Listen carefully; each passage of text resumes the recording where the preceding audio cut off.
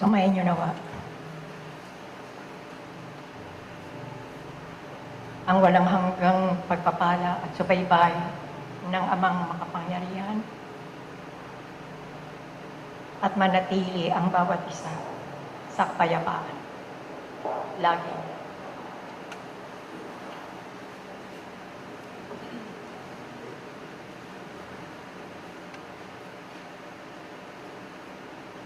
Ang wika, makabagong panahon na napapaloob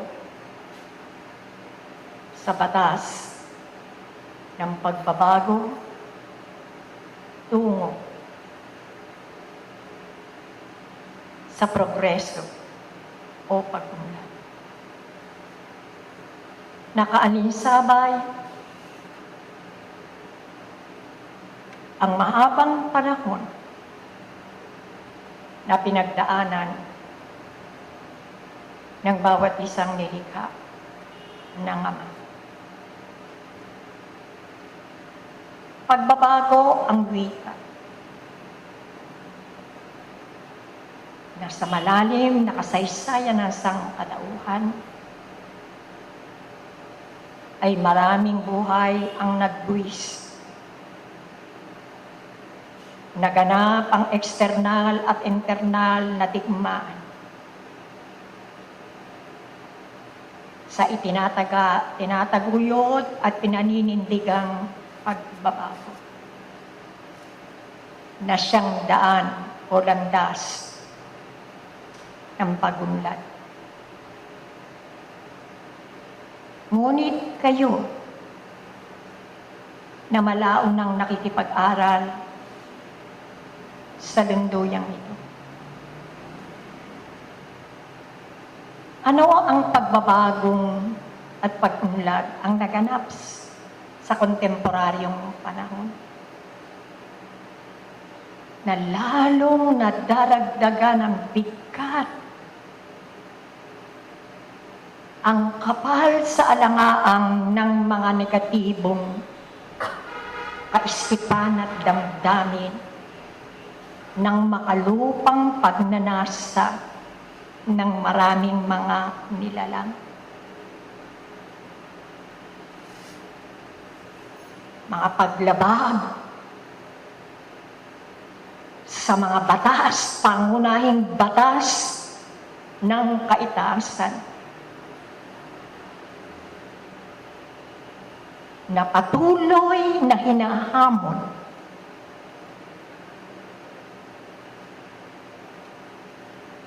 ang lantay at dalisay na paggawa na maibabandila ang karangalan at dignidad ng kaluluwa. Makabagong panahon na lubhang nakakatigati ang paglabag sa batas ng mga nilalang sa panig ng kababaihan. Siya ngayong lumalandas at walang takot na nilalabag ang pangunahing batas ng kaitaasan, ang pakikiapi.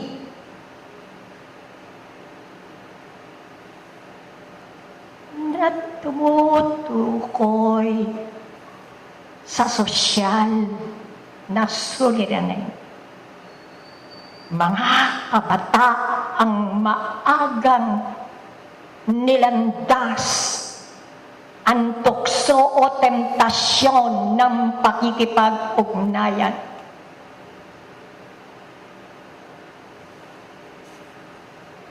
Walang takot. Hindi maglagos ang malasakit ng ina Nahawakan ng isipan at damdamin, lalo pa sa panahon ngayon, ang mga kababaihan. Wika ko nga, suliraning panlipunan, na marami ang mga kabataang kababaihang wala ng dignidad.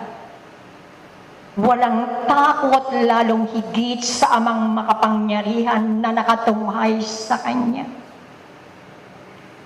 Na walang magawa ang ama at ina sa pagsuway ng anak na iniiwi na pumalaot sa makabagong panahon ng pakikipaglaro sa buhay. Maraming mga kabataang kababaihan ang naging ina. Nasa isang bahagi ng kasaysayan at pakikipag-ugnayan kung ano ang buhay ay humantong sa lalong mabigat na pakikipagtunggali upang itaguyod ang kaluluwa na bunga ng kanyang amang mga nagpaglabag sa batas ng ama. Na kailangang dagdagan din ang inyong panalangin. Pagdantay at pagpapailan lang ng mga banal at malinis na kaisipan sa mga batang babaeng ito. Lalo pa ang mga babaeng may gulang na nalalaman kung ano ang tama at mali. Ngunit nananaig ang paglalaro sa buhay. Walang pakundangang ibinabandila ang sariling ito na hinahamon ang batas ng lipunan at lalong higit hindi nalalaman na ang pakikipag-apid, pagsasama ng isang babae at lalaki na walang basbas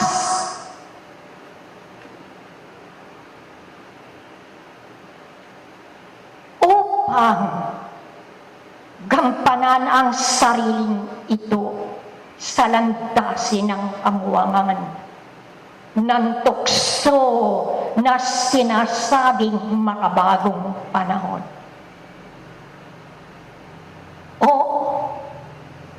hindi pumapatay, ngunit ang pinapatay ay ang kadakilaan ng tungkulin ng isang ina sa kanyang mga anak, lalaki man o babae, at huwag ang isang ama sa implementasyon at pagbibigay ng kamay na bakal na hindi ka kayang kuyumin sa palad ng kamangmangan ng iyong mga anak na sinasabi, ito ang kalakaran ng makabagong panahon. Kayong mga mag-aaral ng simulaing ito, nalalaman ninyo na ang sinumang may kaalaman sa hindi tama at tikit mata na nagpapatayo at sumasabay sa agos ng mga pangyayari ay malao na kayong tinawagan ng pansin. Higit ang magiging epekto sa inyo na nagbubulag-bulagan, walang lakas ng loob at hindi mawatawi ang paalala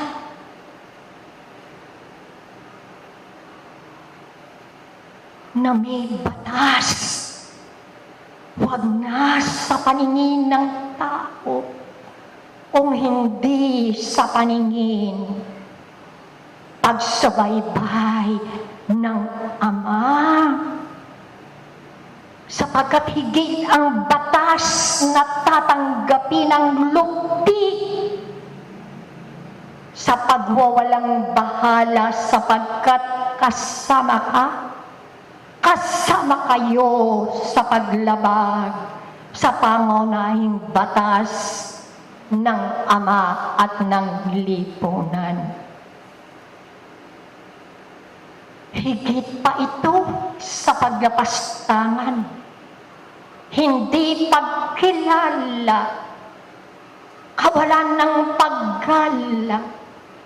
Higit pa ito sa pagtatapon ng masamang kaisipan sa inyong kapwa, ang makiapi na walang basbas. Sino man ang kinatawan o kaluluwang binigyan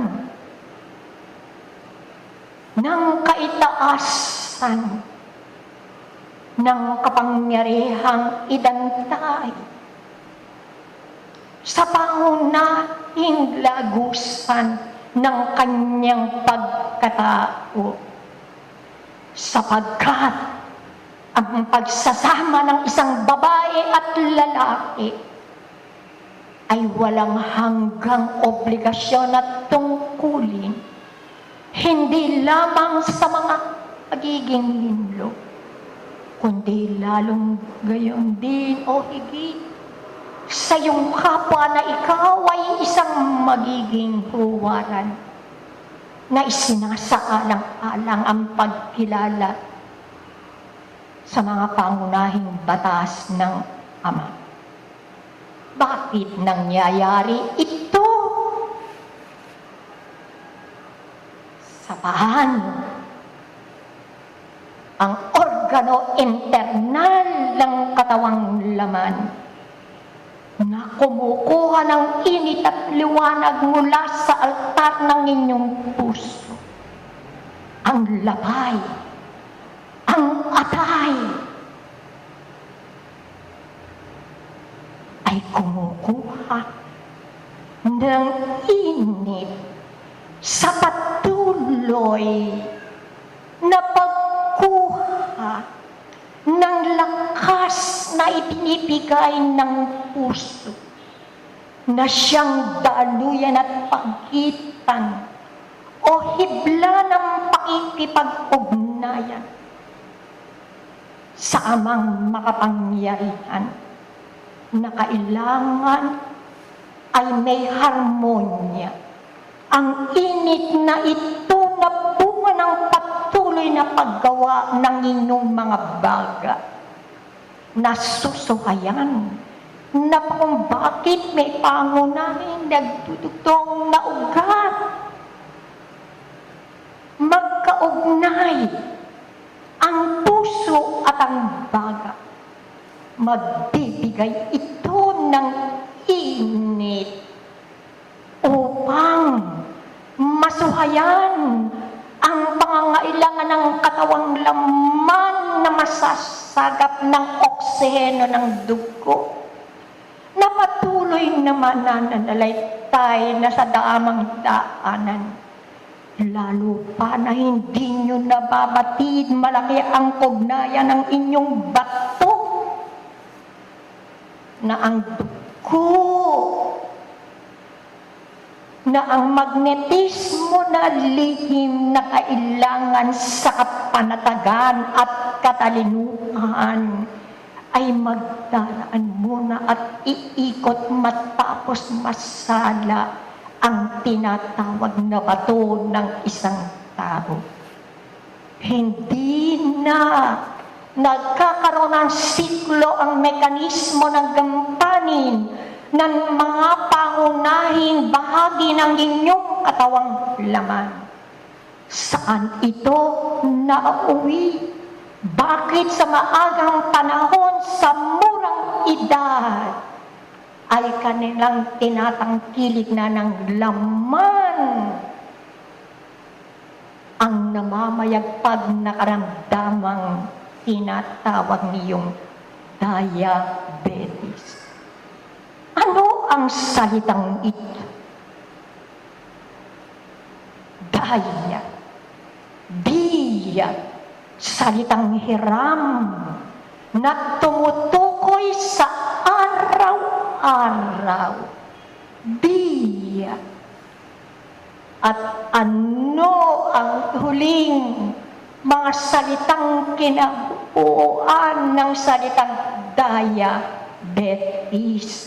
Ito ang duming nahahapit sa pakikipag-ugnayan na ang dugo na matapos na malinis at dadaan at sasalain ng inyong bato ay muling babalik sa mga lihim na gatilan, mga ugat sa sistema patungo sa nerbyosa na siyang magtuturol sa katinoan ng inyong pag-iisip at pagtanggi sa paninindigan at pagsunod sa iba't bang batas sapagkat dito na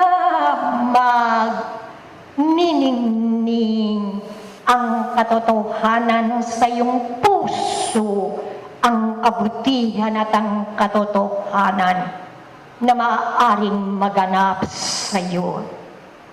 Kaya wika nga ang sanhi ng pagkakaroon ng karamdaman, mga kapatid, kung inyong naunawaan, kayo ang sanhi ng karamdaman ng inyong laman sapagkat ang dalawang lakas at puwersa ng katawang laman, elektrisidad at ang lamig, ay walang harmonya sa inyo sapagkat ang iyong bato ay tumatanggi sa kalinisan ng pagsasala ng maiitim na kaisipan. Walang kapanatagan, nakikita at inaanyayahan ng mga negatibong isipan at mga gawain na papaloob sa wika ninyo ay ang makabagong panahon at ang namamayagpag ay ang pagpapaalipin na ginagamit ang isip ninyo. Ginagawa kayong pilay, hindi kayo makahawak, hindi kayo makapag-isip, hindi kayo makapagmuni-muni at tinitimbang ang mga nangyayari sa inyong buhay.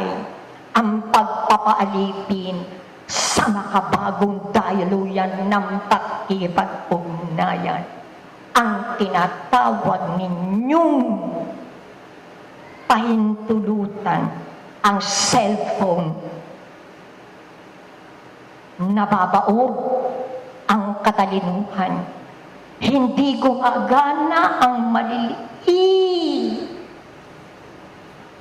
na komposisyon ng neutron, elektron ng inyong mga utak sapagkat hinihigop ito, hindi nyo nalalaman ng lihim ng kabuuan ng gadget na ito.